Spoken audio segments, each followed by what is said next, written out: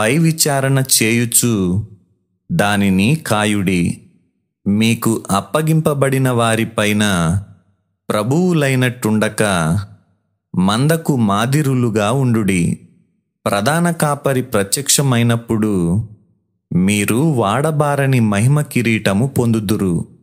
చిన్నలారా, మీరు పెద్దలకు లోబడియుండుడి. మీరందరూ ఎదుటివాని ఎడల దీన మనస్సు అను వస్త్రము ధరించుకొని మిమ్మును అలంకరించుకొనుడి.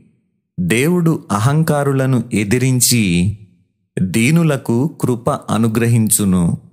దేవుడు తగిన సమయమందు మిమ్మును హెచ్చించున్నట్లు ఆయన బలిష్టమైన చేతి క్రింద దీన మనస్కులై యుండుడి.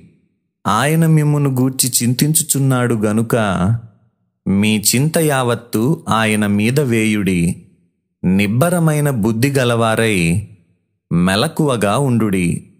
మీ విరోధి అయిన అపవాది గర్జించు సింహము వలె ఎవరిని మృంగుదునా అని వెదకుచూ తిరుగుచున్నాడు. లోకమందున్న మీ సహోదరుల యందు ఈ విధమైన శ్రమలే నెరవేరుచున్నవని ఎరిగి విశ్వాసమందు స్థిరులై వానిని ఎదిరించుడి.